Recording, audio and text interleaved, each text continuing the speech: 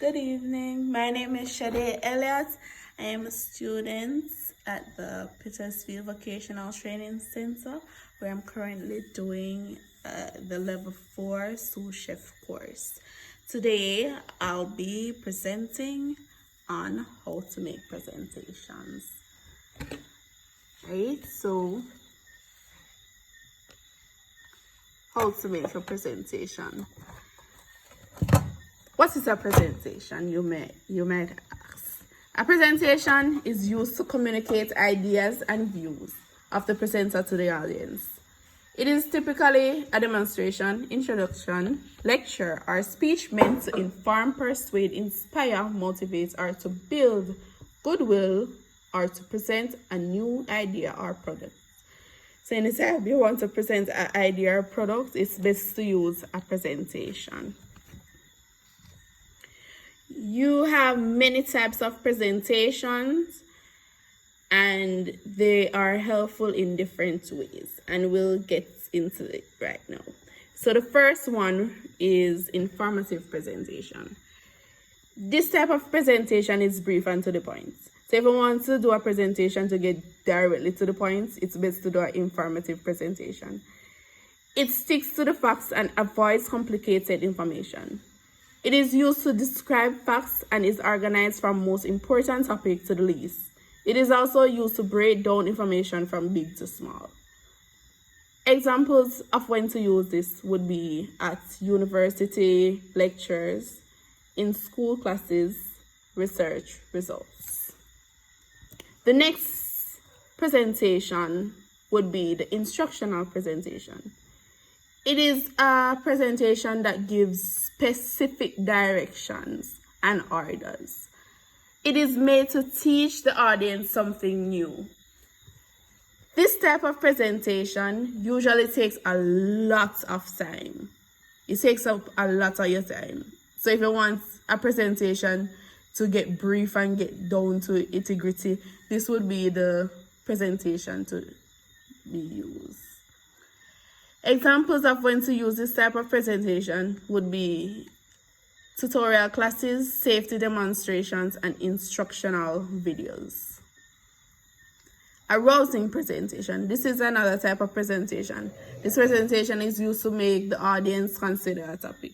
Also used to rouse interest and emotions to make the audience receptive. It is normally where you would use your real life situation to rouse the interest of the audience. So you would use something that happened to you concerning the topic.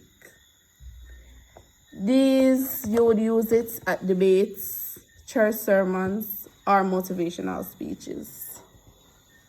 Persuasive presentation. This is a presentation used to make the audience accept and agree with whatever the presenter is presenting. This presentation is a very, very, very persuasive one that shows supporting facts and advantages to reinforce credibility. It is also highly emotional, which helps to gather support and approval. You would use this at political debates and business proposals.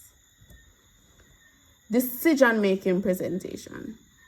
This presentation is used to convince the audience to act on the presenter's proposal by giving evidence and pointing out what can happen if this is not done.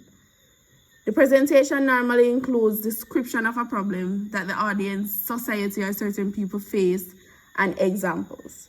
It is also a presentation that lets the presenter compare two predictions and what will happen if the audience does or doesn't do what they suggest.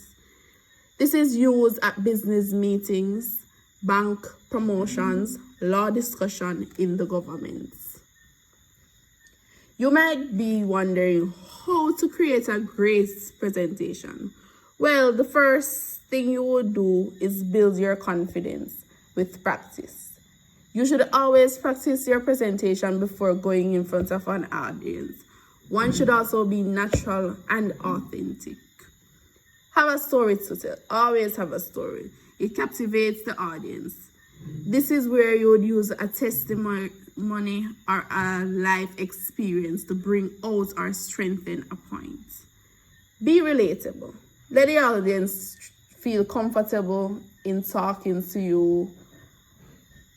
And also, you should be authentic, enthusiastic, and relaxed as a presenter. Use visuals.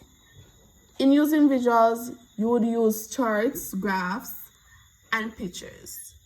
This helps to captivate your audience and have them being more involved in whatever you're doing. Use repetition. This will help your audience to remember key terms.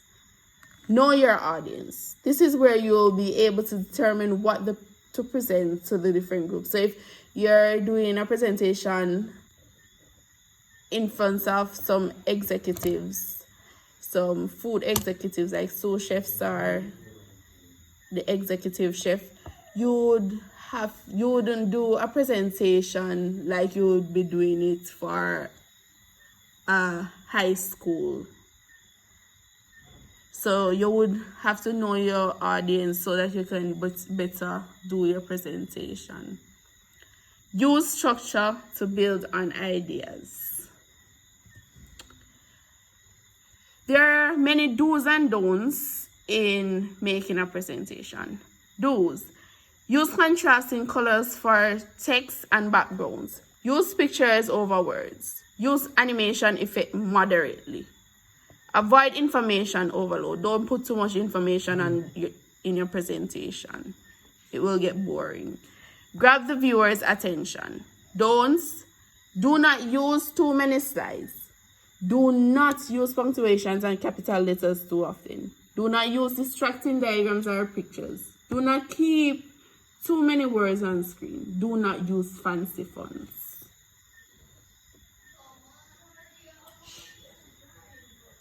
It is best to use shapes and smart art graphics to present the content in an interesting way.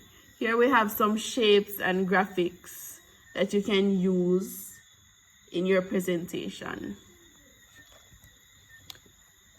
All right, we're at the best part of the presentation. We're at the best part of the presentation where we'll be presenting on an exquisite wedding extravaganza cake show. It is being presented by Sade Elliott. The venue is at the Petersfield VTC Vocational Training Center. The date is July 29, 2020, the time 1 p.m. What is a cake and the history of a cake, you may ask? A cake is a sweet, raised, tender product usually made from a batter consisting of flour, fat, sugar, eggs, and a raising agent. The history of cakes dates back to the ancient times. The first cakes were very different from what we eat today. They were more bread-like and sweetened with honey. Nuts, dried fruits were often added. The precursors of modern cakes were first baked in Europe sometime in the mid-17th century. This is primarily due to advances in technology and ingredient availability. Wedding cakes. Wedding cakes are a celebratory creation decorated with flowers. It can be either one tier or as many as the person wants. The first cakes were the result of traditions sought to encourage the bride's fertility. And newlyweds would preserve the first layer of their cake for their 1-year anniversary. This is so that they can spread good luck and prosperity. So now we're down to the parts where you'll see the different wedding cake styles. The first wedding cake style is chalkboard style. This cake design is created by using a black sugar paste, dusted with icing sugar and finished with a hand-painted message using white edible paint and a thin brush. Here's a look on the chalkboard cake. Isn't that lovely? The next style is the novelty cake. This is a type of design using cupcakes, macaroons, and donuts instead of cake. They are still decorated with fresh sugar flowers and frosting. But if you want to do a little change, instead of just the plain cake, you just use cupcakes and macaroons and donuts. And it still looks like a cake. Isn't that lovely? The next one is themed style. This is a design in which your cake reflects the theme that your wedding is. For example, a Halloween theme. If you want a Halloween theme, it's best to let your cake reflect it also, as you can see right there. Chocolates. This is for all the chocolate lovers, especially me. This is a design where everything on the cake is chocolate, whether dark, white chocolates. Look at that. Look at the teddy bears. Lace style. This design can have a plain cake looking glamorous. This can be draped or wrapped around a cake to give depth to the design or to just make an elegant finished touch. As you can see there, it's all laced and looking beautiful. Metallic style. This design is created by using an edible paint / airbrush coating, as you can see.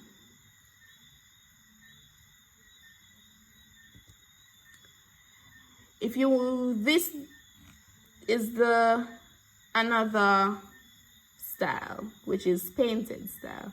This design is hand painted to create a personalized cake that adds a work of art to your wedding table.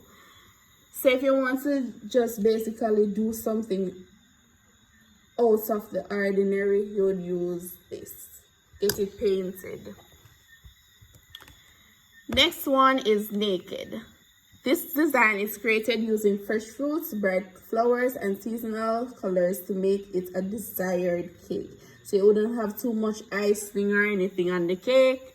You just basically use flowers and fresh fruits to design the cake. Tall cake. This is a cake designed to be a showstopper at a wedding. It is also created to make everybody at the wedding get a slice. Look at the tallness and the bigness. Floral. This design is the most popular out of all the styles. These use a lot of different flowers and colors. We have a lot of different flavors, wedding cake flavors out there. But to name a few, we have the fruit cake. This is a delicious mix of dried fruits, nuts, bound by sugar, flour, eggs, and a few spices. And it also uses rum and wine in there.